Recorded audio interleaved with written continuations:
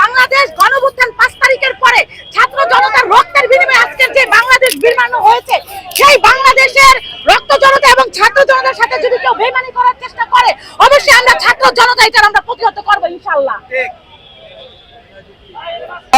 যে ডিমান্ড, যে আকাঙ্ক্ষা ছিল, এই সরকার ক্ষমতার চেয়ারে বসে প্রধানত 3টি কাজ তারা অতি দ্রুত করবেন। প্রথম কাজটি ছিল গণহত্যার বিচার করবেন। তারপরের দায়িত্ব ছিল তারা আওয়ামী লীগকে নিষিদ্ধ করবেন। যেহেতু আওয়ামী লীগ একটি গণহত্যাকারী ফ্যাসিস্ট রাজনৈতিক সংগঠন, সেই জায়গা থেকে এই গণহত্যার পরে আওয়ামী লীগের রাজনীতি এই বাংলার মাটিতে থাকার কথা নয়। কিন্তু অত্যন্ত দুঃখের বিষয়, পরিতাপের বিষয়, আওয়ামী লীগ নিষিদ্ধের প্রশ্নে এই সরকার এখন নীরব ভূমিকায়, নীরব দর্শকের ভূমিকায় তারা রয়েছে। এরপরে এই সরকারের দায়িত্ব ছিল, এই সরকার যারা এই গণঅভ্যুত্থানে আহত হয়েছেন এদেরকে যথাযথ সুচিকিৎসার ব্যবস্থা করবেন। কিন্তু বড় আফসোস এবং দুঃখের বিষয়, আজকে গণঅভ্যুত্থানের 9 মাস হয়ে গেলেও আমাদের আহত সহযোদ্ধারা সুচিকিৎসা পাচ্ছেন না।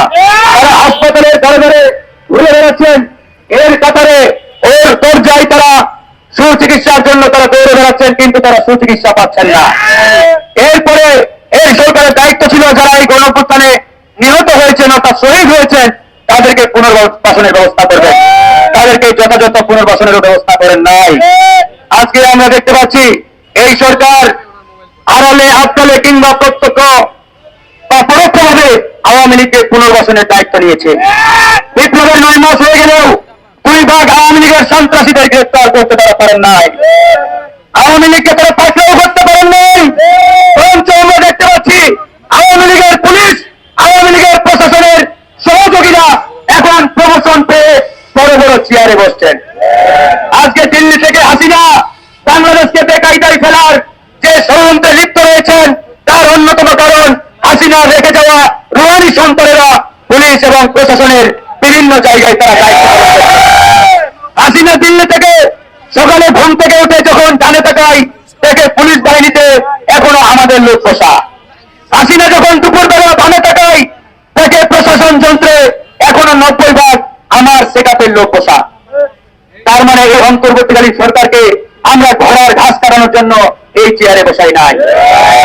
এই সরকারকে ক্ষমতার চেয়ারে বসিয়েছিলাম যাতে এই সরকার ক্ষমতার চেয়ারে বসে আওয়ামী লীগের ব্যাপারে পরিষ্কার সিদ্ধান্ত নেয়, বিষয়ে পরিষ্কার সিদ্ধান্ত নিয়ে তাদেরকে পাকড়াও করে এবং বহিষ্কার করে।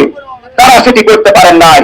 আজকে আমরা গভীরভাবে লক্ষ্য করছি আওয়ামী লীগের সন্ত্রাসীরা গ্রামে গঞ্জে শহরে বন্দরে তারা বুক ফুলিয়ে ঘুরছে।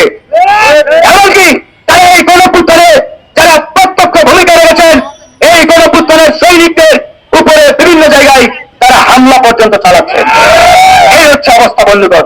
গতকালকে যে ঘটনাটি আমাদের হৃদয়ে নাড়া দিয়েছে, আমরা মানতে পারছি না, কোনোভাবে এটি মানার মতো নয়। উনি হাসিনার অন্যতম সহযোগী, খুনের আসামি সাবেক প্রেসিডেন্ট হাসিনার অন্যতম সহযোগী আব্দুল হামিদ দেশ ছেড়ে বিদেশে গেছেন। এটাকে আমি পালিয়ে যাওয়া বলবো না, এটাকে আমরা বলতে চাই এই সরকারের প্রত্যক্ষ সহযোগিতায় আব্দুল হামিদ সাহেব দেশ থেকে বিদেশে গেছেন। এই পুরো দায়ভার এই অন্তর্বর্তীকালীন সরকার এবং এই স্বরাষ্ট্র উপদেষ্টা এবং ছাত্র উপদেষ্টা নামের এই 2 জন নাগরিক পার্টির প্রতিনিধি এই সরকারে রয়েছেন আসিফ মাহমুদ সজীব ভুইয়া এবং মাহফুজ আলম। এই 3 জনকেই নিতে হবে এবং এই 3 জন আগামী কয়েক ঘন্টার মধ্যে পদত্যাগ না করলে আজকে তো তাৎক্ষণিক বিক্ষোভ দিয়েছি, কি কঠোর কর্মসূচি আসবে তারা নিজেরাও চিন্তা করতে পারেন না। এই আসিফ এবং মাহফুজ আলম শুরুতে তারা দাবি করেছিল তারা গণঅভ্যুত্থানের প্রতিনিধি, ছাত্র প্রতিনিধি।